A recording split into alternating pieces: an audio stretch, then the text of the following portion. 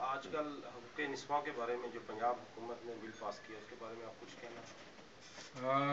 میں یہ سمجھتا ہوں کہ چاہیے تو یہ تھا کہ نظریاتی کونسل سے رائے لی جاتی، جو آئینی ادارہ ہے، میں کو مولویوں کی بات نہیں کر رہا ہوں، نظریاتی کونسل جو آئینی ادارہ ہے اس سے رائے لی جاتی اور فیڈرل شریعت کورٹ سے مشورہ لیا جاتا، جج ہیں جو شریعت کو ابھی عدالت میں بیٹھے ان سے مشورہ لے کر اور نظریاتی کونسل کی رائے لے کر قانون سازی کی جاتی۔ جو لوگ بیٹھے ہیں صوبائی اسمبلی میں محترم ہیں، میں سب کا احترام کرتا ہوں، لیکن وہ ایکسپرٹ نہیں ہے، وہ ان معاملات قانون سازی میں ایکسپرٹ ہوں گے، شریعت میں ایکسپرٹ نہیں۔ اس معاملے کا تعلق شریعت کے ساتھ یہ رائے لے کر کرتے تو بڑا اچھا تھا۔ اب بھی میں سمجھتا ہوں کہ نظریاتی کونسل سے رائے مانگی جائے اور اس کے ذریعہ مسئلے کو سلجھایا جائے۔ میں بجائے اس کے کہ مادارائی میں آؤں، بجائے اس کے کہ تائید کروں اور قبول کروں، مجھے ظاہر ہے میں تو کسی کی تائید تو اس انداز میں تو نہیں کر سکتا، لیکن یہ ہے کہ اختلاف کرنے میں بھی ایک معقول انداز ہم نے اختیار کیا ہے۔ اچھا جی ایک تو حال ہی میں سابق گورنر سلیمان تحصیل کے مرڈر کے جو عمل درآمد ہوا ہے پھانسی کا، اس پر کس تناظر میں دیکھتے ہیں آپ؟ پورے ملک میں احتجاج ہو رہا ہے، مظاہرے ہو رہے ہیں، اور جیسے آپ نے پہلے فرمایا ہے کہ قانون جو ہے وہ امیر کے لیے الگ ہے اور غریب کے لیے الگ ہے۔ میں یہ سمجھتا ہوں کہ یہ جو ہوا ہے اس سلسلے میں ملی یکجہتی کونسل نے متعدد بار اس میں اپنی رائے کا اظہار کیا اور دوبارہ غور کرنے اور نظر ثانی کی بات کی تھی، جو نہیں ہو سکی۔ اب پھر ملی ہے کہ ہم کوشش کر رہے ہیں کہ ملی یکجہتی کونسل کا اجلاس ہو اور قوم کو ایک موقف قوم پر ایک بار پھر واضح کیا جائے۔ انشاءاللہ اس اجلاس میں ہم جو موقف ہوگا وہ آپ کے سامنے لائیں گے۔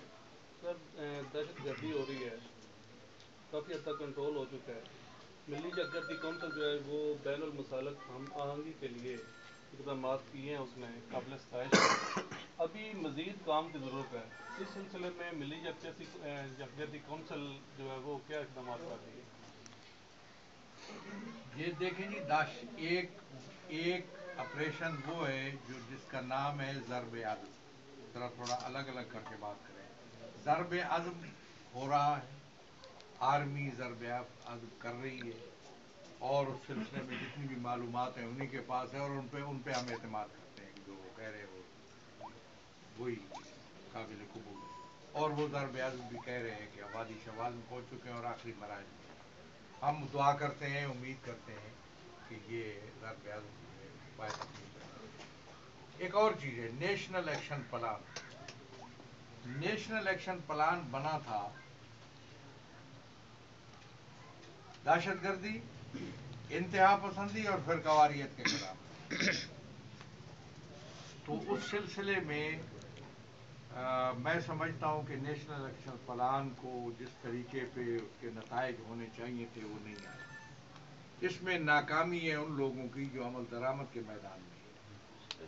عمل درآمد کے میدان میں نیشنل ایکشن پلان پر دو خامیاں ہوئیں، ایک تو صحیح انداز میں عمل درآمد نہیں ہوا، اور دوسرا یہ ہے کہ اس کا رخ موڑ دیا گیا، رخ موڑ کے اس سے غلط فائدہ اٹھایا گیا۔ یہ جو مجالس اعضاء کے خلاف FIR ہے اور لوگوں کو ڈرانا دھمکانا اور لوگوں سے اجازت نامہ مجالس اعضاء کا مانگنا، یہ نیشنل ایکشن پلان کو غلط استعمال کرنے کا ایک رخ ہے، جس کو ہم روکیں گے نہیں مانتے، ہم اس کو کسی صورت میں نہیں مانتے، اس کے راستے میں جتنی بھی قربانی دینی پڑے دیں گے، لیکن اس کو تسلیم نہیں کریں گے۔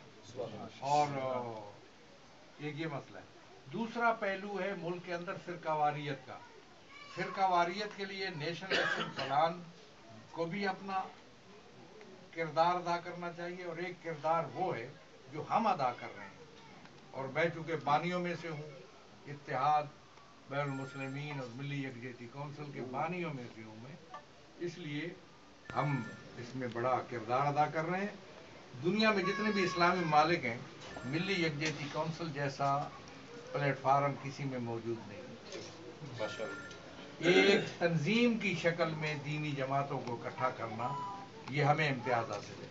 और मैं 28 दीनी जमातें हैं उसके अंदर, इसके अंदर हम मौजूद हैं, और उसमें हमने बड़ी कामयाबी हासिल की है कि जो तकफीरी गिरोह थे या जो बाजारी लोग थे, उनको एक साइड पे लगा दिया है। वो दीनी दायरे के अंदर मौजूद नहीं।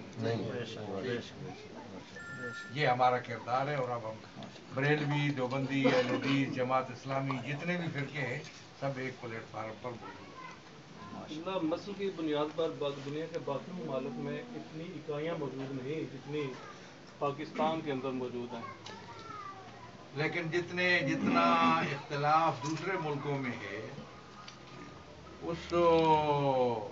उतना इख्तिलाफ यहाँ पे नहीं है। होगा या था, या ये कह सकते हैं। अब ये और बात है, मसले की इख्तिलाफात की बुनियाद पर यहाँ 4 इकाइयाँ हैं, बरेलवी, देवबंदी, अहलदीस, जमात इस्लामी। ये जो उनके अंदर गिरोहबंदियाँ हैं ना, ये तो इक़्तिदार की जंग है। ये मसला तो मसलक ही नहीं है। एक मसलक में अगर 4-5 गिरोह हैं, तो वो तो हर शख्स चाहता है कि मैं आगे हूँ और दूसरे पीछे हटें। ये कोनियों वाला मसला है, ये वो मसला नहीं है, ये मसलक का मसला नहीं है। तो मसालिक जो है वो 4 है, बरेलवी, देवबंदी, अहलदीस, जमात इस्लामी और शिया। 5 मसलक हैं। इन जमात इस्लामी क्योंकि वो कहते हैं सर रोशन फिक्र या फलां वो है, लेकिन ये है कि 5 हैं गिरोह जो यहाँ पे हैं, और वो सब के सब इस मिली यकजहती काउंसिल में मौजूद हैं। कराची के हालात के बारे में आप कुछ कहना चाहेंगे कि जो आज कराची की सूरत हाल बेहतर हो रही है। जो ऑपरेशन है, चूँकि तमाम जमातों ने उसकी हिमायत की थी, सबकी दावत पे ये ऑपरेशन हुआ था, तो इसलिए उस ऑपरेशन अभी तक जारी है। और उस सिलसिले में वो अभी कोई ऐसी बड़ी शिकायत कि जिसमें कोई इम्तियाज़ बरता गया हो, ऐसी नौइयत की बात सामने नहीं आई। और इस ऑपरेशन के नताइज अच्छे हैं कि मैं तो हर दूसरे हफ्ते कराची जाता हूँ, महीने में 2-3 दफ़ा। तो मैंने वहाँ जाकर देखा, लोग बड़े मुतमईन हैं, पुरसुकून हैं।